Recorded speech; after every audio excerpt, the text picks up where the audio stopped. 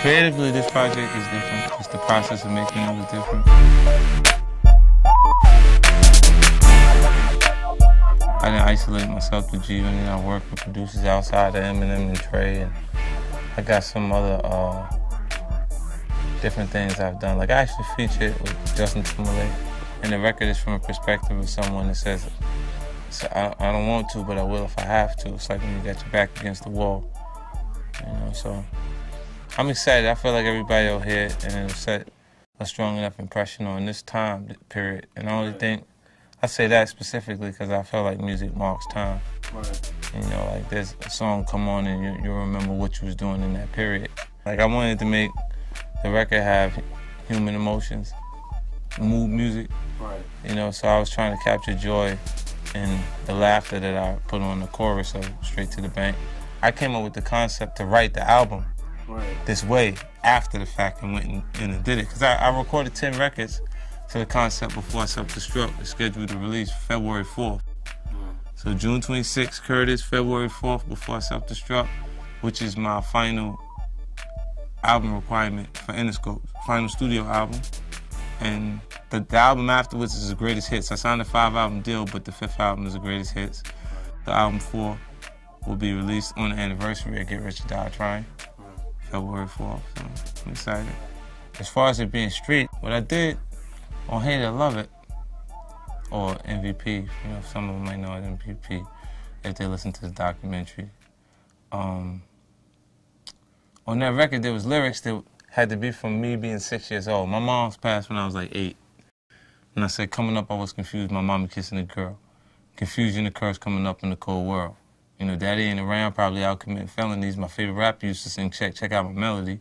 So that's 7 or 6 years old, that experience. And it's from a child's innocence. And a lot on this record has portions of me from those earlier phases. That's why we make the comparison of, like, Batman Begins. Because they made the movie Batman, then they made Batman Begins that explained the second one, explained the first one, you know. So this project actually explains Get Rich or Die Trying. It's like, I showed you the effect, now I'm showing you the cause.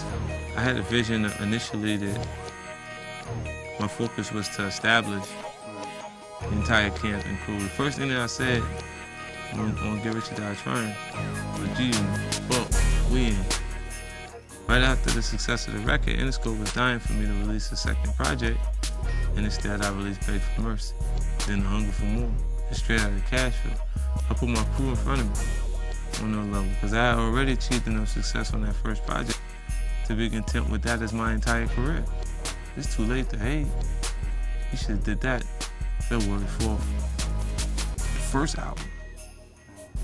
You see what I'm saying? Like, and at that point, there was no reason, so they just didn't know that they should. I mean, I feel like I've been able to set a huge impression by being able to deliver multiple videos, 2 music videos at the same time, with Straight to the Bank and Amusement Park, and having both songs be on the air at the same time, you know. So, just me personally, I feel like it's more effective to give people references to good music before you release the record than have one big hit. Right.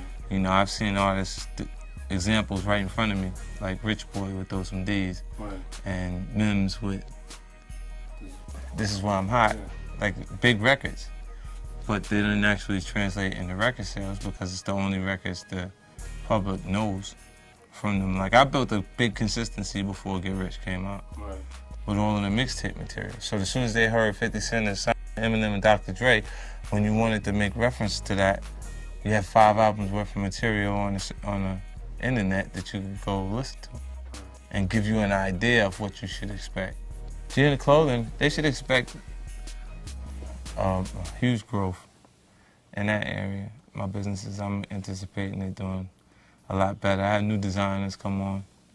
You know, I had some conflict with my partners for a little while, so if you notice, the second year, actually, we still grew $25 million, but there was no print advertisement, nothing, and it still was running based on the brand, the branding and the music association. So it's like, you see an artist you directly associate with G Unit, he doesn't have to wear G Unit clothing for you to say that's Young Buck from G Unit or Lloyd Banks from G Unit, you know. music isn't seasonal, it's year-round. Right. And it's constantly representation or references to the actual brand. I mean, so much more, man. I got my own fragrance coming out, Power by 50 Cent. My physical transition I made recently has been tough for me. I got a boxing film coming up, so I already started some of the physical training. And I had the option to be a part of vodka companies when vodka is the leading selling beverage worldwide. Right. It would make perfect sense to go in that direction, but I decided to go towards, let's say, a vitamin water. And that was an excellent choice. I make more money than I make off of music, off of vitamin water.